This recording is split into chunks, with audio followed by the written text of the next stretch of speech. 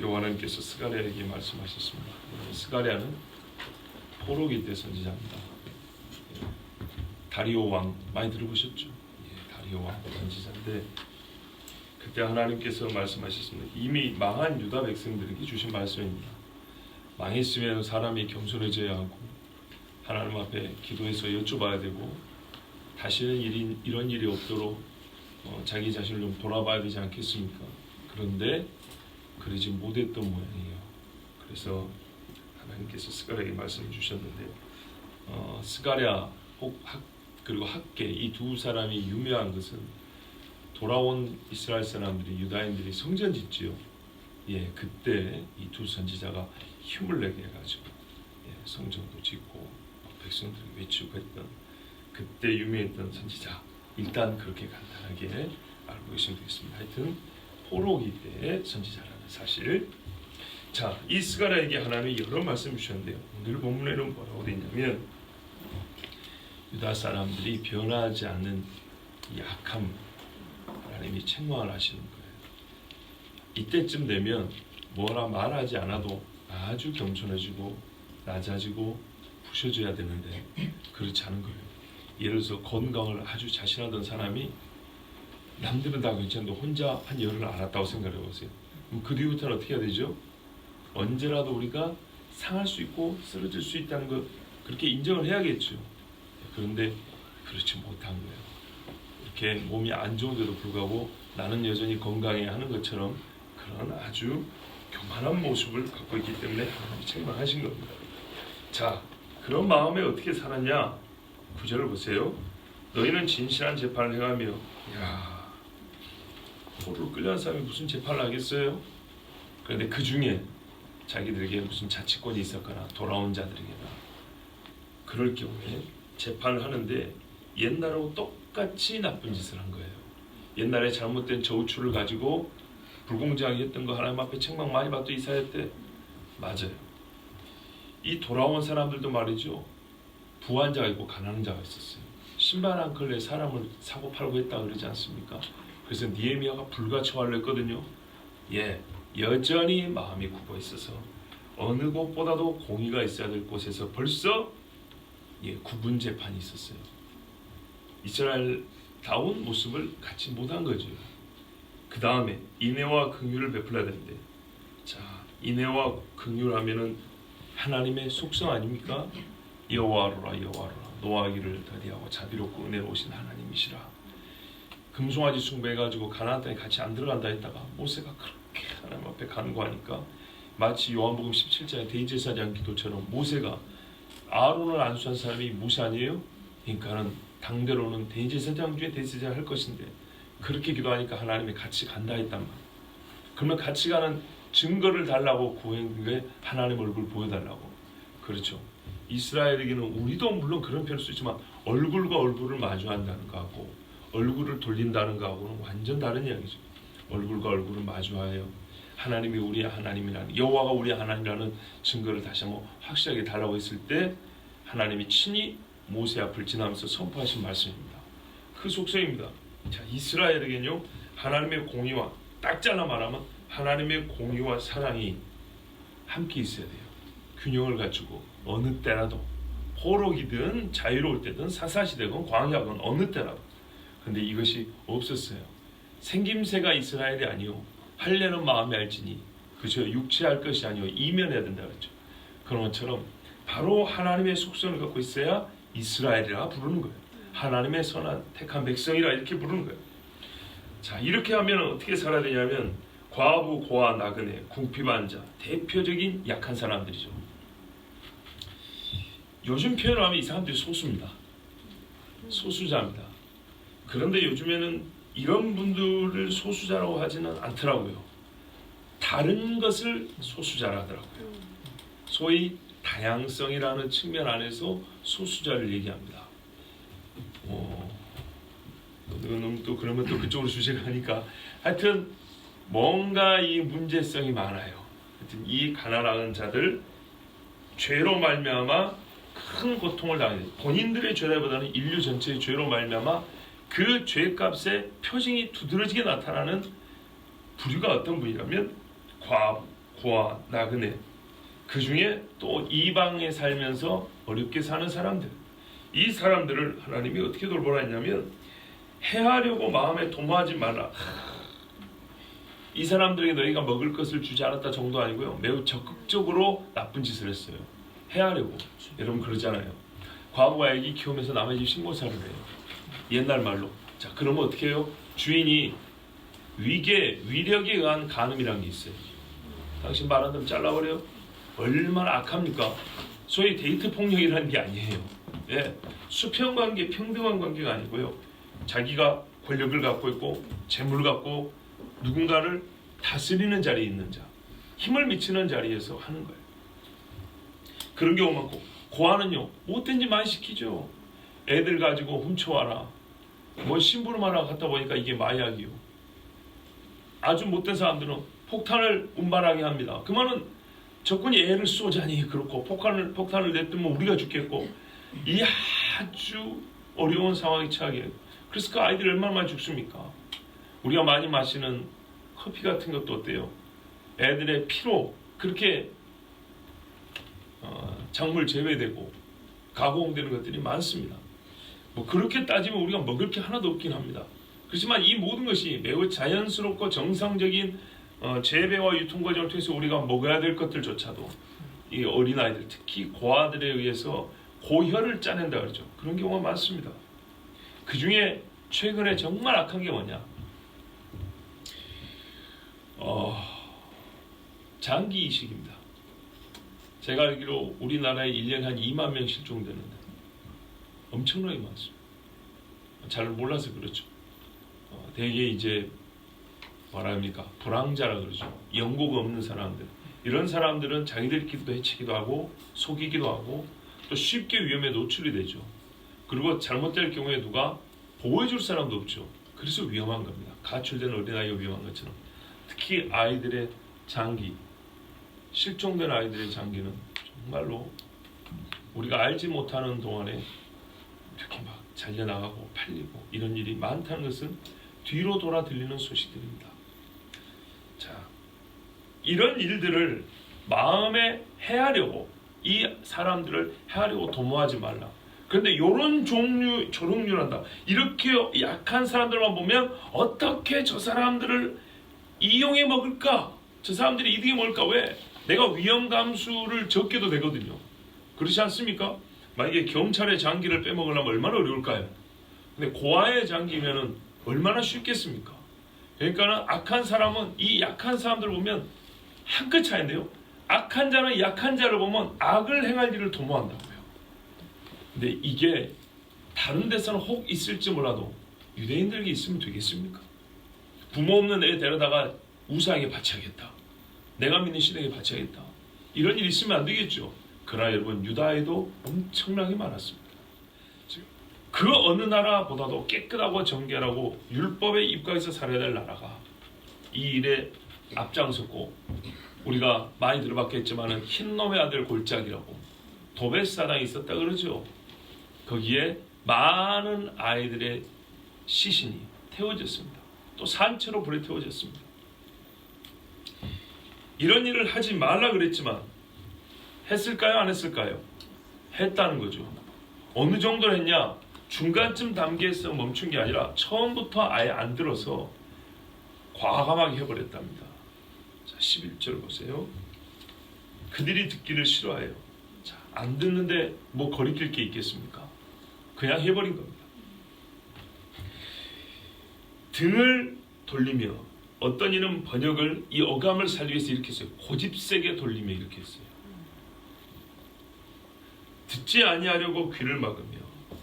자, 적어도 말이죠. 듣기는 했는데 실천이 약하다 그러면 동정이라도 할 수 있겠어요. 오죽이 어려웠으면 사정이 있겠지라고 한두 번은 그렇게 생각할 수 있는데 그게 아니고 아예 듣지 않겠다 하는 겁니다. 성경은 항상 우리의 행위의 잘못을 지적합니다. 지적하면 조금 약한가요? 행위의 잘못을 책망하고 꾸짖고 그것 때문에 우리에게 하나님께서 크게 진노하신다고 합니다. 그런데 어느 때고 행위의 잘못을 말씀하면서 그 마음의 악함을 언급하지 않을 데가 없습니다. 예수님도 말씀했죠. 사람의 속에서 모든 악한 생각들이 만들어져 나오기 때문에 그걸로 말미암아 우리의 사람의 손발이 악을 행한다.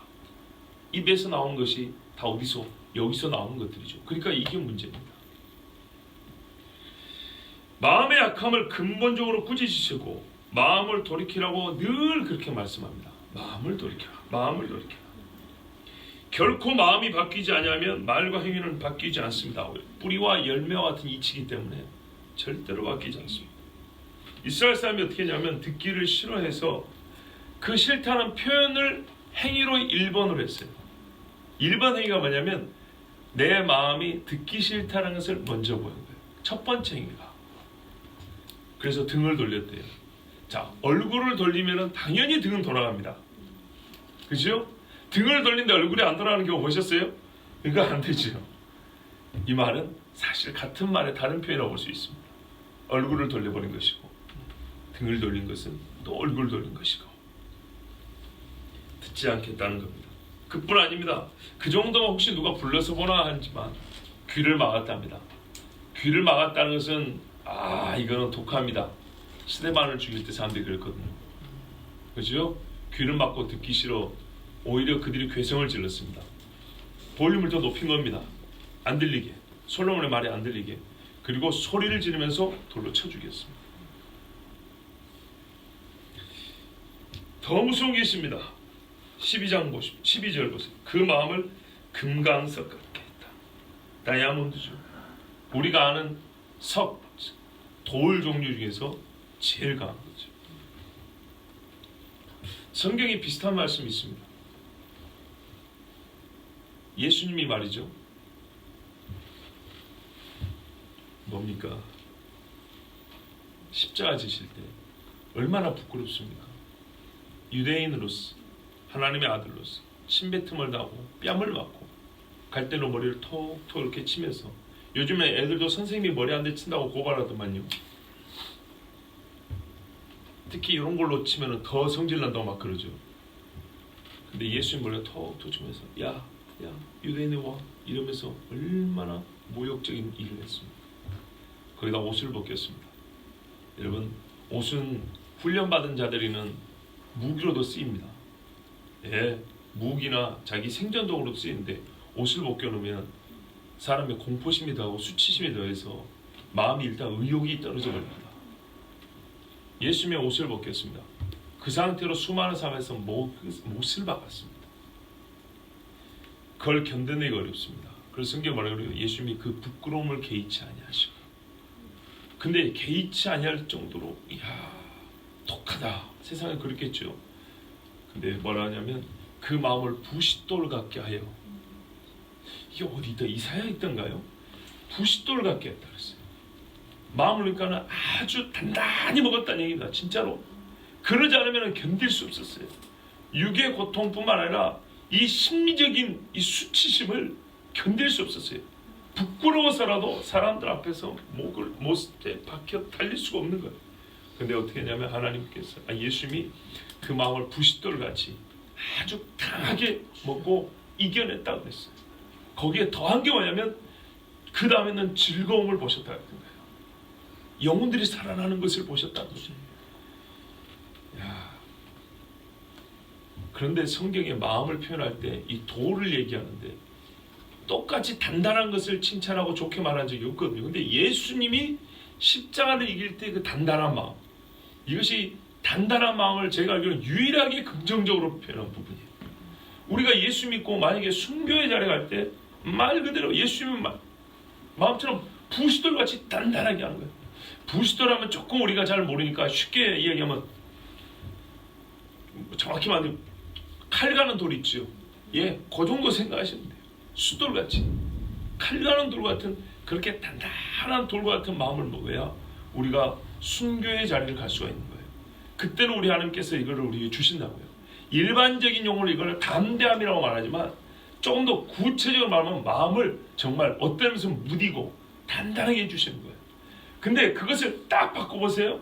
요거 하나님의 말씀 앞에 부끄러워할 줄 모르고 하나님의 말씀 앞에 전혀 감각이 없는 거예요.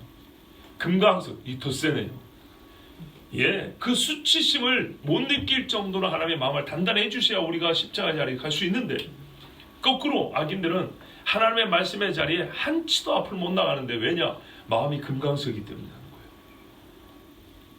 그래서 뭐를 못 들었냐? 듣기를 싫어했다 했는데, 이제 그 듣기를 싫어하는 구체적인 내용이 여기 있습니다. 율법과 만군의 여호와가 그의 영으로 옛 선지자들을 통하여 전한 말, 토라입니다. 토라와 선지자들을 통하여 주신 말씀들을 듣지 아니하였다. 율법과 선지서, 어렵지 않죠?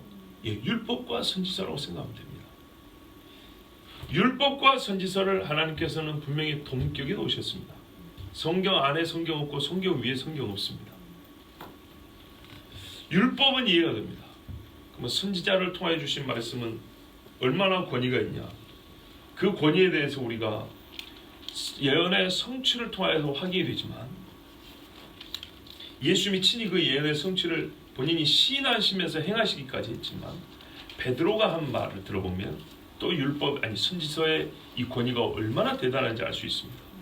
베드로서 1장에 보면 베드로가 예수님 만난 많은 경험 중에 제가 참 여러 번 말씀드렸던 변화산 사건이 있죠. 최후의 모습을 봤습니다. 최후의 모습. 누구 봤죠? 베드로, 요한, 야고보. 그래서 요한하고 야고보가 주의 영광 중에서 하나는 우편에 왼편에가 이해가 된다 그랬어요. 걔들은 다른 애들이 못 본 걸 봤거든요. 그러니까 이거는 단순하게 정치적인 그 위세를 떨칠 수 있는 자리에 대한 욕심도 있었겠지만, 그렇게만 생각하면 아직 우리가 그들이 겪은 일에 대한 이해가 부족하다는 거예요. 분명히 주의 영광 중에 이랬다고요. 또 어떤 주의 나라가 올 때 이렇게 표현해놨어요. 그리고 왜 이런 표현을 썼을까를 봤을 때 그 두 친구들은 베드로와 함께 변화산을 경험했단 말이죠. 그러니까 일정 부분은 이해가 된다. 잘했다는 게 아니고 왜 그런 말을 했을까에 대한 배경적인 지식을 우리가 이해가 된다 이 말이죠. 자, 그런데 바로 이 일을 베드로가 엄청난 사건으로 말하면서도 우리가 본 것과 같은 계시가 있다. 너희들이 이미 받은 게 있다. 오히려 더 분명한 계시가 있다. 그걸 뭐라고 설명하냐면, 그러니까 변화산을 너무 불화하지 말아야 말이에요. 혹시나 또 그런 것만 쫓아다닐까 봐 베드로 이렇게 말합니다. 또 우리에게 더 확실한 예언이 있어. 자, 변화산에서 무슨 일이 있었습니까? 하늘의 소리가 났어요. 요단강에서 예수님이 세례 받으실 때처럼 이런데 기뻐하느냐니까 너희는 저희 말을 들으라 했어요. 모세와 엘리야가 나타났죠. 그지요? 죽은 자의 부활을 경험했죠. 한 사람은 살아서 괜찮았고 한 사람은 죽었는데 살아났고, 예수님과 함께 똑같은 몸이고 최후의 모습으로 왔단 말이에요. 자, 그러면서 말하면 예수께서 예루살렘에서 별세하신다고 했어요. 깜짝 놀랄 이야기였어요. 얼마나 놀라운 계시입니까? 그죠? 죽은 후에 최후에 우리가 부활할 몸을 봤죠. 예수님이 누구신지 하늘에서 한 번 더 증명해줬죠. 신의 산에 그 영광을 봤죠. 구름이 있고 하나님의 소리가 들렸고, 또 예수님의 죽으실 것에 대한 말씀을 다른 친구들과 더 들었죠. 분명하게 이 엄청난 계시를 경험했는데도 불구하고 베드로가 비교하자면 우리에게는 더 확실한 예언이 있다 그랬어요. 이 예언은 어떤 거냐? 어두운 데 비치는 등불과 같으니 날이 새어 샛별이 너희 마음에 떠오르기까지 너희가 이것을 주의하는 것이 강하니라. 예전에 아마 이 본문을 설교한 기억이 있습니다만, 하여튼 보십시오. 이 예언을 우리 마음에 항상 담아두고 주의하여 생각하라 합니다. 먼저 할 것은 경외. 성경의 모든 예언은 사사로이 풀 것이 아니니 예언은 언제든지 사람의 뜻으로 낸 것이 아니오 오직 성령의 감동하심을 입은 사람들이 하나님께 받아 말한 것임이니라. 아멘. 그래서 예언의 권위에 대하여 베드로가 정확하게 우리에게 가르쳐줍니다. 근데 그에 상응하는 말씀이 우리가 읽은 지금 12절이에요. 보세요. 율법과 만군의 여호와가 그의 영으로 옛 선지자들을 통하여 전한, 이 뒷부분 보세요. 베드로만 똑같죠. 보세요. 베드로는 예언은 언제든지 사람의 뜻으로 낸 것이 아니요 오직 성령의 감동하심을 입은 사람들이 하나님께 받아 말한 것이라 그랬지요. 스가랴가 뭐라 그랬어요?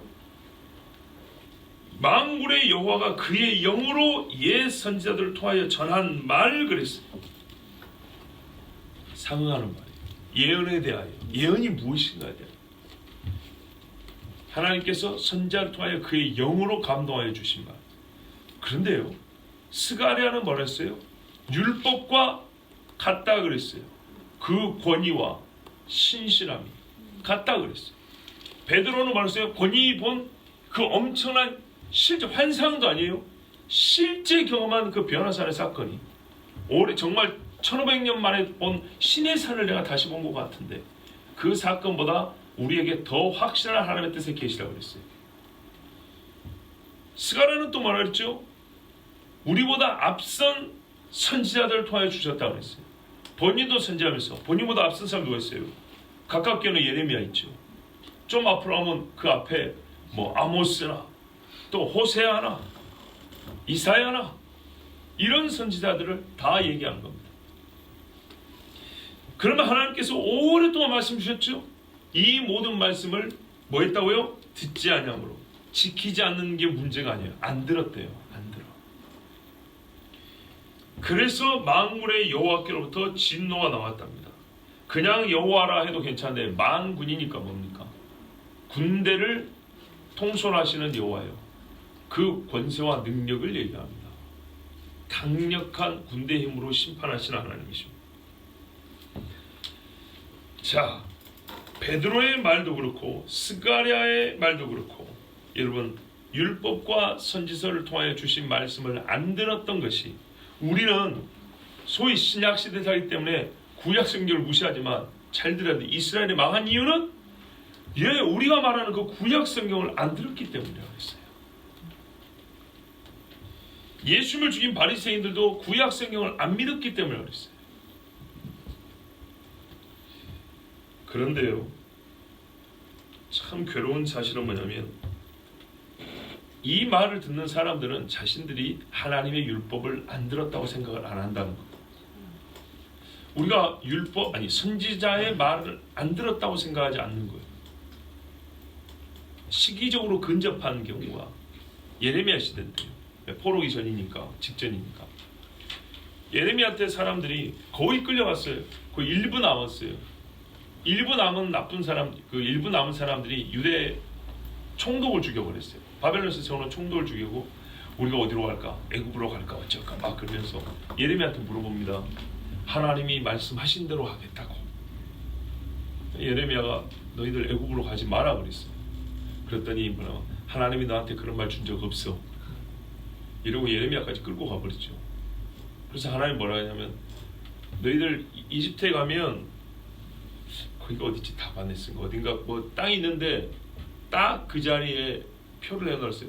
여기까지 느부갓네살 와가지고 다 쳐 죽여버릴 거라고. 이집트도 치고 너희들 죽일 거라고. 꼭 그렇게 됐어요. 하나님의 말씀 듣겠습니다 해놓고 주니까 네가 잘못 들은 것도 아니고 하나님이 네 같은 놈한테 말을 준 적이 없대요. 이렇게 해서 하나님의 말씀을 안 들었어요. 금강석 같죠? 애굽의 바로만 그런 게 아니에요. 자기가 누구의 말을 듣지 않은지도 몰라요. 예레미야의 말을 듣지 않다고 말한 거죠. 왜? 하나님이 너에게 말을 준 적이 없는데 너는 그렇게 말하니까 우리가 네 말을 안 듣는 건 네 말을 안 듣는 것이지 하나님의 말씀을 안 듣는 게 아니야. 왜? 하나님은 너한테 그런 말을 준 적이 없거든. 스스로 자기들에게 면죄부를 줬어요. 우리가 이게 이제 우리 스스로 돌아봐야 될 아주 중요한 요점입니다. 우리가 정말로 누구의 말을 듣지 않고 사는가? 누구의 말을 들으려 하지 않는가?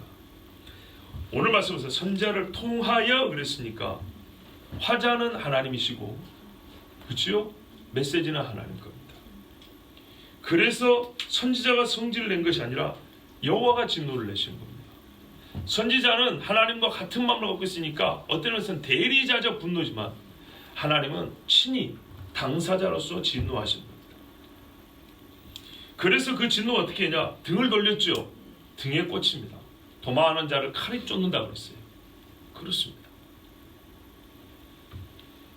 내가 불러도 그들이 듣지 아니한 것처럼 계속 보세요.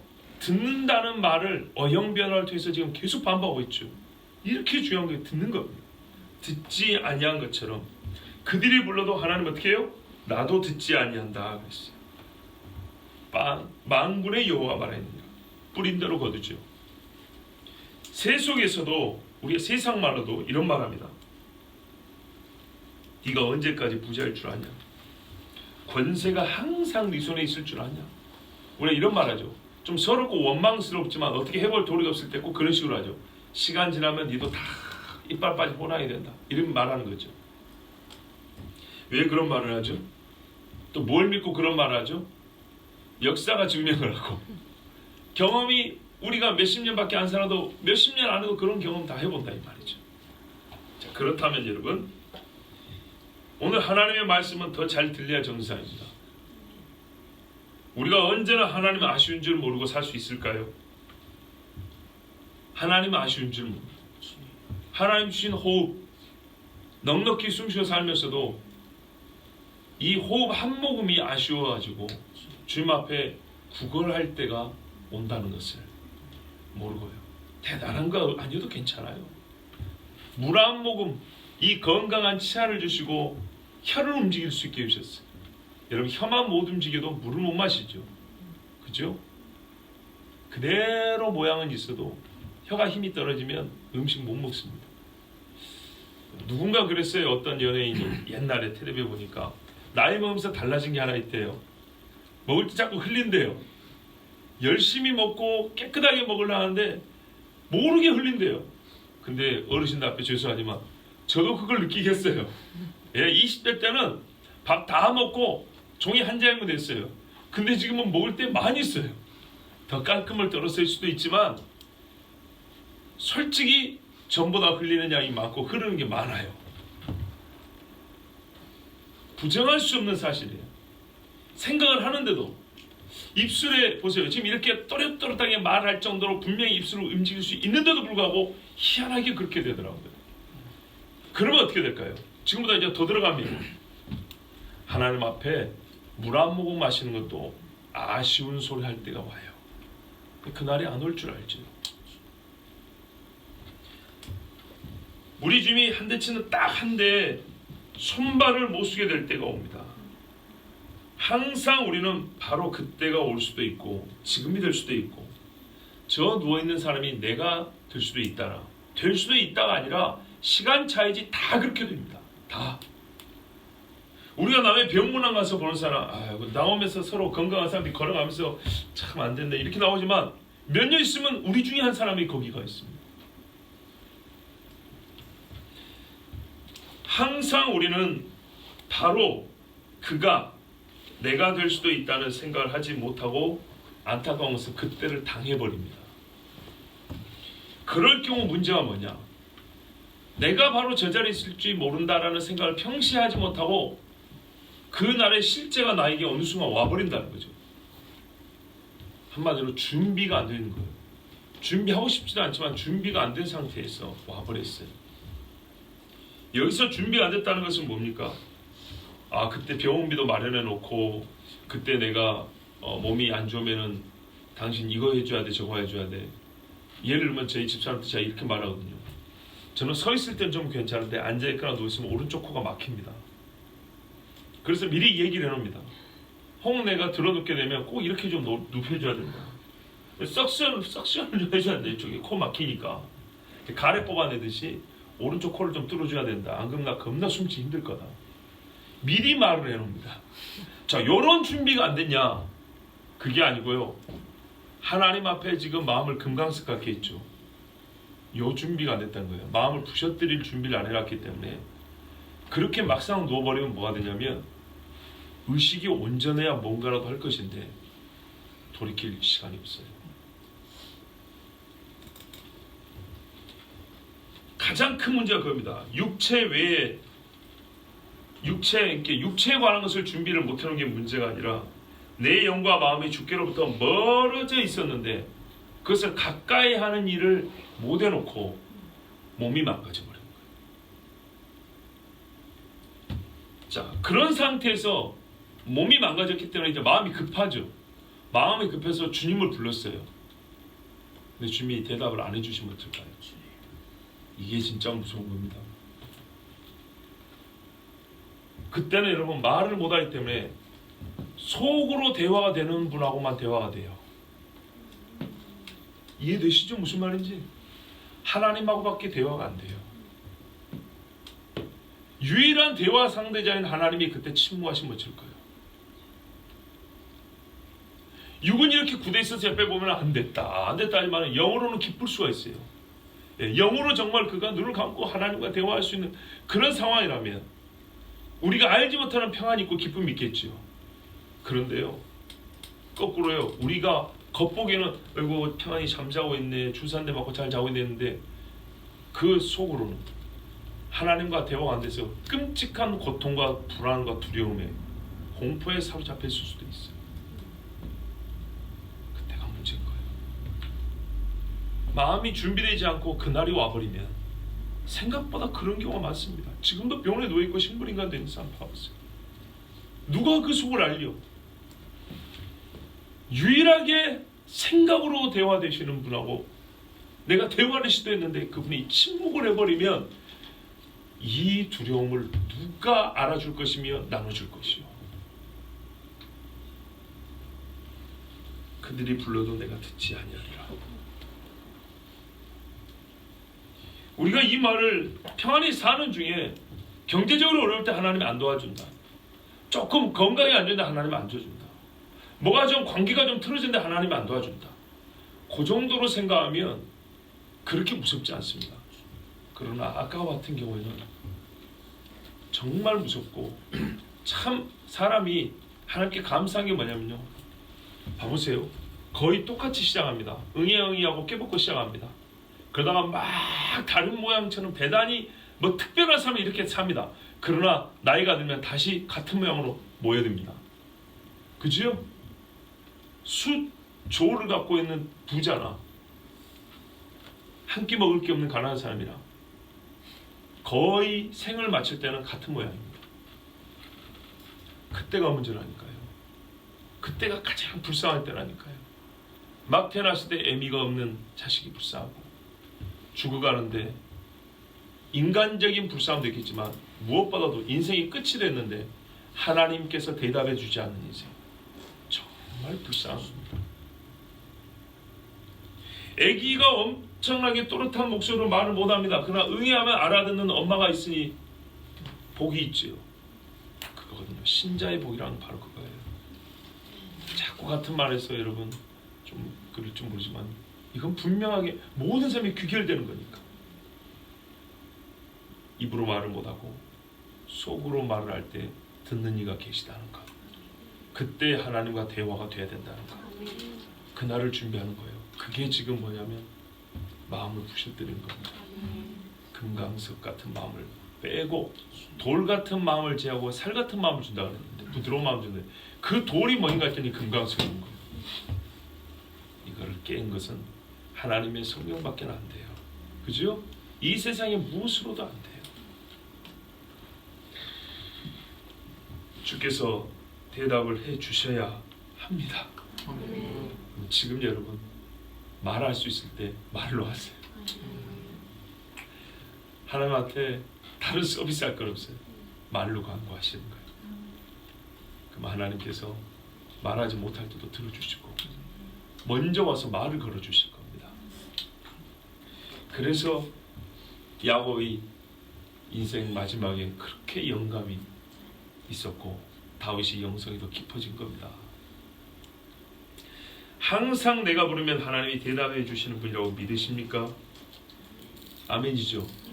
그 정도 믿음이 있다면 지금 여호와께서 부르시는 목소리를 듣고 내 목소리로 예 제가 여기 있습니다 이렇게 대답하셔야 됩니다. 나는 항상 하나님이 부르면 나를 들어주실 줄 믿어 이러면서 하나님이 부르실 때 대답을 안 한다거나 주의 말씀에 응답할 줄 모른다면 이것은 거짓말이요.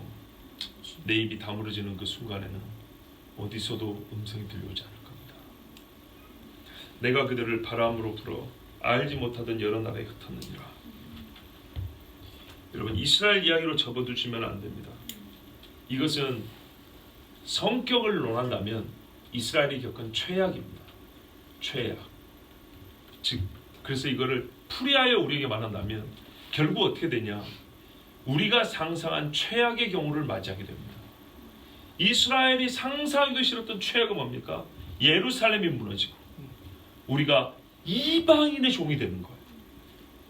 이게 최악이단 말이죠. 애굽보다 더 험한 겁니다. 애굽에는 살겠다 들어가고 종이 된 거지만 이거는 하나님의 심판으로 들어가서 잡혀가 종이 되는 거예요. 그 최악을 경험하게 됩니다. 여호와 이름이 있었던 곳에 내가 우상을 세워버리면 하나님이 계셔야 될 마음에 다른 것을 갖다 놓으면 어떻게 되냐? 하나님도 내 이름이 있었던 곳에서 내 이름을 들을 수 없고 찾을 수 없게 만들어버립니다. 여기는 내가 있어야 될 자리인데, 그런데 나와 관계된 모든 걸 지워버려요. 아무도 나를 알지 못한 곳으로 던져버립니다. 나는 황폐하고 더럽고 무서운 땅에서 거친 숨을 몰아쉴 것입니다. 왜냐하면 아름다운 땅을 황폐하게 했기 때문입니다. 성경에는 가나안 하나님의 약속의 땅을 아름다운 땅이라고 여러 번 언급합니다. 또 우리에게 말하면 성령으로부터 한 아름다운 것을 지키라 그럽니다. 우리의 마음을 너희가 옥토 좋은 땅이라 그러죠. 그래서 이거를 함께 말한다면 우리 마음이 아름다운 땅이어야 됩니다. 그렇지 않으면 이게 더러워져 버리면 하나님이 버려버립니다. 본래 아름다운 땅을 더럽힌 자는 그 땅이 깨끗해져야 하기 때문에 그 사람을 하나님이 다른 곳으로 던져버린 겁니다. 하나님은 정하에서 아름답게 하신 땅을 끝까지 더럽은 상태로 내버려 두지 않습니다. 가나안 땅을 하나님 그래서 다시 정결하게 하신 데 70년 걸렸다고 했습니다. 능력이 없어서가 아니에요. 우리가 살았기 때문에 우리 눈으로 보고 깨닫게 하는 거예요. 우리가 무슨 짓을 했는가?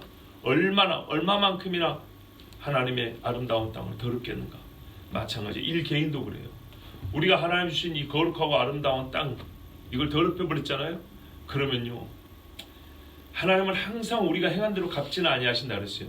그대로면 다 죽어요. 많이 봐주고 감해준다 그랬어요.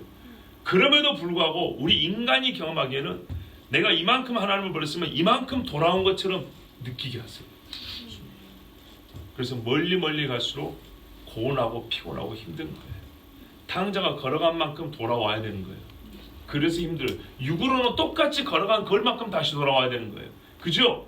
그러나 하나님 입장에서는 봐준 거예요. 왜요? 그가 육으로 멀리 갔다 오기만 했습니까? 아버지를 죽었다고 취급해버렸는데 걔는 법대로 하면 죽어야 되는 거예요.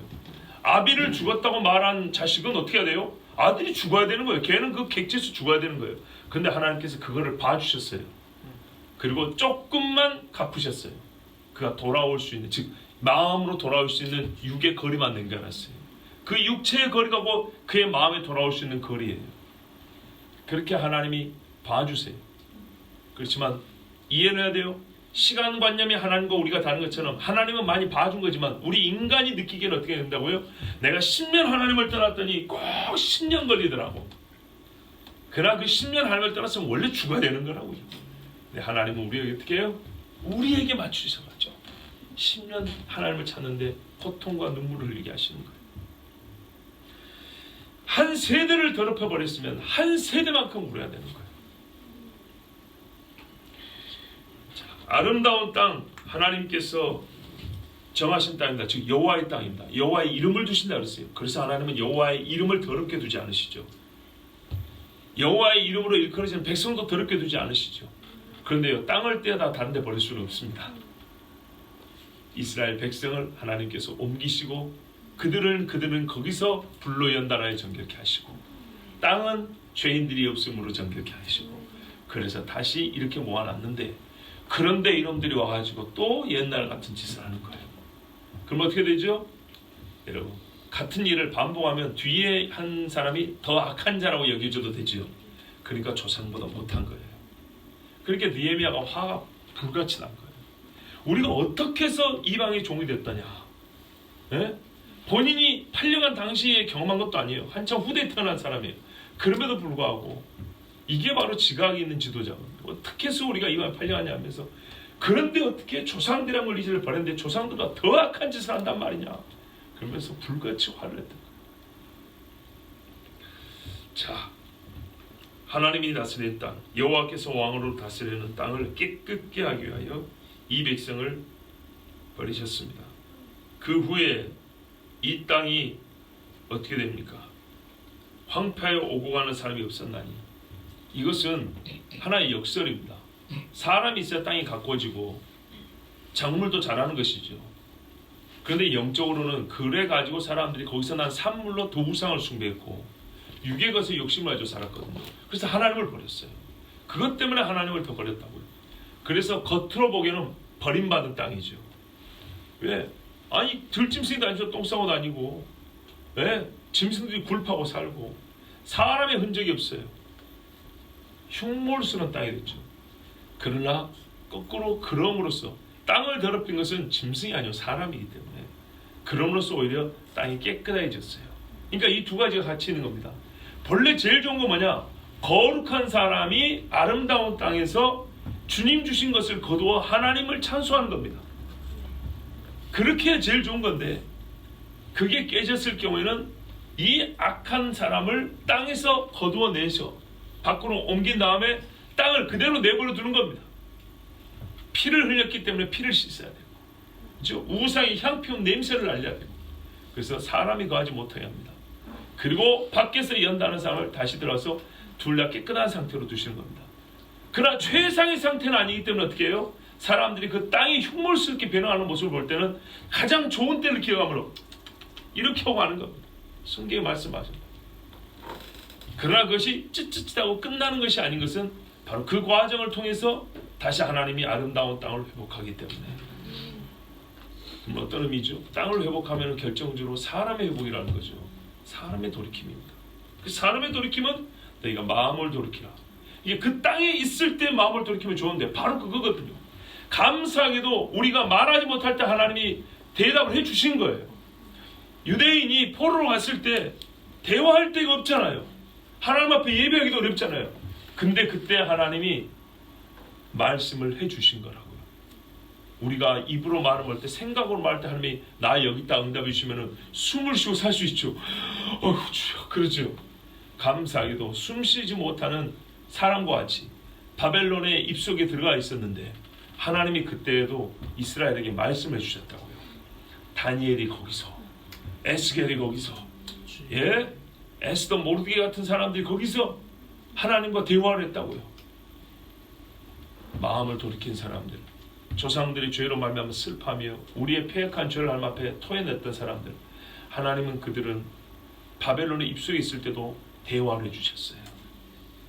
우리식으로 말하면, 개인으로 말하면 내가 말을 하지 못할 때에도 하나님이 영과 영으로 교통하시고 생각과 생각으로 하나님이 대답해 주시고 대화해 주시는 그런 경험을 했다고요. 그러나 아무나 그렇게 한 건 아니었어요. 수많은 사람들은 바벨론 화뒤에 살아갔어요. 다시 묻습니다. 스가랴가 언제적 사람이죠? 페르시 다리오 왕 시절 사람입니다. 그 사람은 이 스가랴는 우리가 다 읽지 않았지만 외치는 말씀을 자세히 살펴보면 옛적에 엘리야와 이사야가 외쳤던 소리를 다시 말하고 있다는 걸 알 수가 있습니다. 선지자들의 메시지는 사실 대동소입니다. 크게 갖고 다른 것이 작습니다. 그들의 글에 있는, 즉 이사야와 엘리야의 글을 알고 있는 사람이 있고 예레미야가 써준 편지가 있는데도 불구하고 왜 스가랴는 똑같은 소리를 또 외쳐야 됐을까요? 그냥 안 듣는 게 아니라 기록된 말씀을 아예 읽지 않는 세대이기 때문입니다. 기록된 걸 읽지 않기 때문에 마치 대독을 해주는 것처럼 외쳐야 됐다 이 말입니다. 자 보세요 여러분, 입만 다물어진 게 아니고 눈도 봅니다. 마음이 굳으면 하나님의 말씀을 받아들일 수 있는 모든 영적 감각이 다 죽어버립니다. 그리고 이 감각으로 들어온 것들이 마음에서 집약 정리가 되고 해석이 되고 수용 여부가 가려지거든요. 이 백성들이 그래서 하나님께서 항상 어떤 의미에서 우리에게 극약 처방이라고 하잖아요. 극약 처방이 선지자들의 외침이었어요. 외침, 부르짖음. 오히려 여유가 있을 때는 글을 읽을 수라도 있어요. 근데 그렇지 않고 당장 급할 때 외치는 보세요. 예레미야, 엘리야를 봐보세요. 그 끄트머리에 가까웠을 때 어떻게 외쳤는가? 급할 때 외치는 자들이 바로 선지자란 말입니다.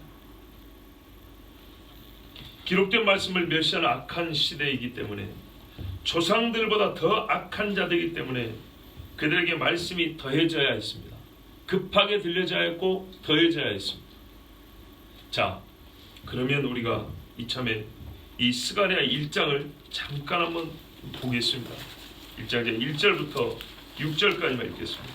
다리오 왕 2년 8월에 여호와의 말씀이 이도의 손자 베레기야의 아들 선지자 스가랴에게 임하니라.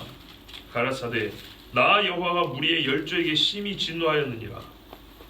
조상들에게요. 그러므로 너는 무리에게 고하기를, 만군의 여호와께서 이처럼 이르시되 너희는 내게로 돌아오라. 조상들에게 심히 노하였는데 왜 지금 현 세대에게 돌아오라 그러죠? 똑같다는 얘기죠. 조상들에게 있었던 일을 알면서도 전혀 달라지지 않았다는 거죠. 그럼 누가 더 나빠요? 현 세대가 더 나쁜 겁니다. 나 만군의 여호와의 말이니라. 그리하면 내가 너희에게로 돌아가리라. 벌써 하나님이 안 듣는 때가 되어버렸어요. 이제 진짜로 끝머리가 가까우니까 돌아오라 했어요. 나 만군의 여호와의 말이니라. 계속 이걸 반복합니다. 너희 열조를 본받지 말라. 옛적 선지자들이 그들에게 외쳐 가로되, 어이구, 선지자 이야기를 아까 스가랴가 했는데 하나님도 직접 말씀하셨죠? 옛적 선지자들이 그들에게 외쳐 가로되, 만군의 여호와께서 말씀하시기를 너희가 악한 길. 자, 여기서 보면 만군의 여호와하고 선지자하고 듣는다는 것이 계속 반복되죠. 전쟁 시간인데 만군의 여호와 이야기합니다. 그러면 만군의 여호와를 전쟁 때도 부르는 자기 호칭이지만은 동시에 하나님의 말씀의 권위를 나타낼 때도 쓴다는 걸 알 수가 있습니다. 자, 너희가 악한 길, 악한 행실을 떠나서 돌아오라 하셨다 하나 그들이 듣지 않고 내게 귀를 기울이지 아니하였느니라. 나 여호와의 말이니라. 너희 열조가 어디 있느냐? 자, 그 안 들었던 자들이 어디 있는가 보라는 거예요. 선지자들이 영원히 살겠느냐? 아니요. 선지자들도 죽으니까 같은 메시지만 그 선지 없으니까 하나님 새 선지자 보내줍니다. 그런데요, 똑같은 의미로 그때 안 들었던 조상들 어딨냐? 그럼 너희도 지금 당대 선지자를 보내, 지금 당대에 듣는 너희가 안 들으면 너희는 어디 있겠느냐? 내가 종 선지자들에게 명한 내 말과 내 전례들이 어찌, 자, 번역이 좀 다를 수 있습니다. 어찌 네 열조에게 임하지 아니하였느냐? 다 임하였지요. 말씀 그대로 다 임했어요. 그러므로 그들이 돌이켜 이르기를, 만군의 여호와께서 우리 길대로 우리 행위대로 우리에게 행하시려고 뜻하신 것을 우리에게 행하셨도다 하였다 하셨느니라 하라. 자, 그들이 그 중에 어떤 이는 죽었고 어떤 이는 살았을 거 아닙니까? 그 사람들이 하는 말이, 하나님께서 우리에게 말씀하신 것은 다 그대로 임하였답니다. 그리고 다 죽었습니다. 자, 이러면서 스가랴 말씀이 시작됩니다. 그러면 우리가 어떤 글을 볼 때 서로 보면 결론이 다 보이죠. 대부분 보이죠. 지금 무슨 말입니까? 딱 한 줄로 요약하면 조상들처럼 죽지 마라 이 말입니다. 어떻게 조상들처럼 안 죽을 수 있죠? 조상들처럼 안 하면 됩니다. 근데 지금 왜 이 소리를 또 해야만 하죠? 그러고 있으니까. 조상들처럼 하고 있으니까. 만약에 A국처럼 했으면 A국 이야기를 했을 거예요. 예. T민족처럼 했으면 T민족 얘기를 했을 거예요. 근데 그게 아니고 너희 조상들 이야기하는 거예요. 조상같이 곧 망하게 생겼으니까 더 여기서 가면 어디까지 가겠어요 도대체. 그래서 하나님이 그렇게 하지 말라고 했어요. 자, 여러분, 그래서 이 말씀을 통하여 역시 우리에게 깨닫는 바가 뭐냐면, 갈수록 못한 세대가 되는구나. 보세요. 선지자가 쌓였어요. 말씀이 쌓였어요. 역사가 쌓였어요. 지식이 쌓였어요. 정치제도도 여러 가지 경험해 봤어요. 그냥 뭡니까? 혈족으로 살다가, 예, 혈연관계 이렇게 같이 집안 시족 단위로 살다가 대제국의 이민자로 살아보다가 종으로도 해봤다가 광야 방랑자로도 살아봤다가 또 세상 편하면 뭐 정복자도 되어봤다가 사사가 다스리던 시절, 뭡니까? 왕이 다스리던 시절, 대제국과 전쟁도 해보고 하나님이 기가 막힌 기적도 수없이 경험해봤죠. 할 거 다 해봤어요. 그러면 전부 다 나야겠죠. 그죠? 옛날에 누리기만 하면 부러졌던 연필을 쓰던 시대가 있었어요. 연필심이 좀 굳어져가지고 좋아져가지고 힘줘도 안 부러져요. 샤프 쓰던 시절이 있고, 요즘에는 어떻게 해요? 진짜 쭉쭉쭉쭉 넣어가지고 요즘에는 터치 하나로, 아니면 눈만 깜빡이면 뭐가 되는 그런 시대까지 됐어요. 성경도 번역이 우리나라만 번역도 아마 100가지 될 거예요. 개인 번역까지 하면 수백 수천 가지 번역들이 있어요. 인쇄도 말씀에 따라 칼날을 그냥 몇 도씩 넣어가지고 딱 보기 좋게 해놨어요. 자료라는 게 엄청나게 많아요. 쌓인 책들도 많고 수많은 유명한 설교자들도 들으려면 엄청나게 들을 수 있어요. 근데 여러분 보세요. 전부 다 못 알아서야 돼요. 뭘 갖고 말하냐고요? 이게 문제입니다. 이게 똑같은 메시지, 아니 이거보다 더 격이 떨어진 메시지를 50년 전 사람들은 듣고 통곡을 했어요. 갈수록 못한 세대가 되고 있습니다. 결코 전보다 앞서지 못하는 세대입니다. 단 한 발걸음도 나아지지 않았습니다. 선한 자와 진리의 말씀을 받은 자는 시간이 지날수록 아이와 같은 순전한 마음을 갖게 되지만 대부분은 이런 사람이 아닙니다. 선하지 않고 악을 도모하기 때문에 대부분 어떻게 되냐? 즉 성경 말씀 주께 등을 돌린 사람의 경우에는 시간이 갈수록 더 못해집니다. 어릴 때는 말뜻을 이해하지 못하고 청년의 때는 제멋대로 받아 먹고 써먹고 하나님 말씀, 나이 들어서는 거부하고 늙어서는 들리지도 않습니다. 광야에서는 무슨 말인지는 몰라도 살기 위해서 따라가다가 가나안에 들어가서는 제멋대로 제 하고 싶은 대로 속이로 오른 대로 살다가 세상 나라들과 비슷한 듯 할 때는 말씀을 대놓고 거부하더니만 나라가 망할 때쯤에는 아예 하나님 말씀을 듣는다는 의식이 없어져 버렸습니다. 예레미야와 스가랴가 만난 유대인, 그들의 말을 듣는 청중들은 이스라엘 전 역사 중 가장 완악한 자들입니다. 최강 완악한 자들입니다. 제일 마음이 굳은 자들이었으며 불순종의 뿌리 깊은 역사를 자랑하는 자들입니다. 자랑할 게 없어서 이걸 자랑했던 세대입니다. 과연 이들의 귀에 선지자의 목소리가 들렸을까요? 안 들렸습니다. 그러나 하나님 말씀하셨습니다. 우리는 진심으로 이 일을 인정해야 되고 슬퍼야 됩니다. 갈수록 못한 세대가 되고 있습니다. 결코 전보다 앞서지 못한 세대입니다. 기술의 진보라는 것이 사람의 나아짐이 아니라는 것을 우리는 분명히 인정해야 됩니다. 종말을 아는 지식이 있으니 나은 것 같습니까?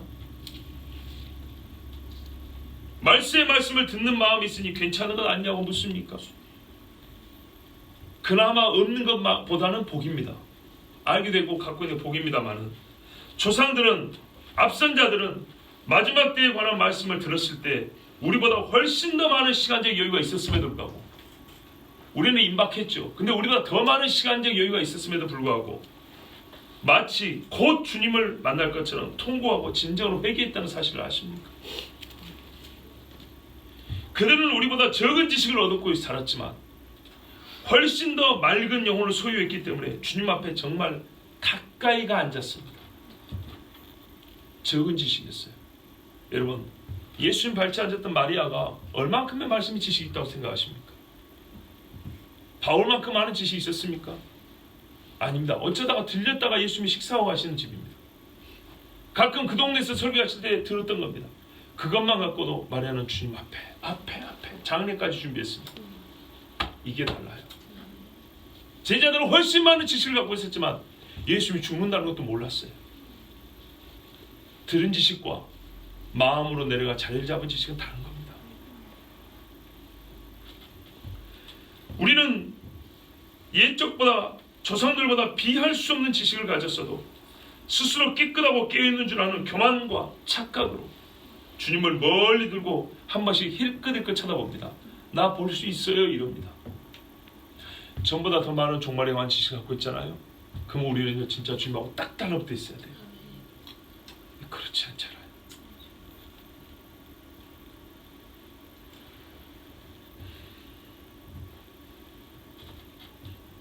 조상보다 못한 세대입니다. 조상보다 못하다는 이 말을 받아들이지 못한다면 우리는 진짜 조상보다 못한 세대입니다. 오늘 말씀의 마지막으로 두 번째 본문이었던 예레미야 말씀의 한 구절 읽어드립니다. 예레미야 7장 25절 26절에 이렇게 말씀합니다. 하나님의 판단이요 정입니다. 너희 조상들이 애굽 땅에서 나온 날부터 오늘까지 내가 내 종 선지자들을 너희에게 보내되 끊임없이 보냈으나 너희가 나에게 순종하지 아니하며 귀를 기울이지 않냐고 목을 굳게 하여 너희 조상들보다 악을 더 행하였느니라. 이것이 하나님이 우리에게 주신 말씀입니다. 우리는 종말에 관한 말씀을 훨씬 더 많이 들었고 주님 오신다는 말씀을 훨씬 더 많이 들었습니다. 그래서 우리에게 무슨 냄새가 나는지 아세요? 종말 냄새가 나요. 한국교회 많은 성도들 중에는요 종말 냄새가 나요. 우리 교회는요 예배 때마다 종말 냄새를 펌프질해서 뿜어내고 있어요. 근데 종말 냄새만 나요. 초신자도 난다고 하는 예수 냄새보다는 종말 냄새 난다고요. 그래서 조상보다 못한 세대인 거예요. 이제부터 주님 앞에 양심을 걸고 말할 수 있을 때 여쭤보세요. 하나님, 저에게 종말 냄새 납니까? 예수 냄새 납니까? 예수 냄새 나는 사람은 주님 오실 때 만날 것이고, 종말 냄새만 나는 사람은 위선자요 가식과 거짓으로 덮인 사람이라고 주님이 그렇게 판단하실 겁니다. 그래서 우리는 먼저 낮아져야 합니다. 주님, 우리는 우리 조상들보다 낫지 않습니다. 주님 말씀이 맞습니다. 우리는 조상들보다 못한 자들입니다. 기도하겠습니다. 하나님 감사합니다. 못하다는 것을 가르쳐 주셔서 감사합니다.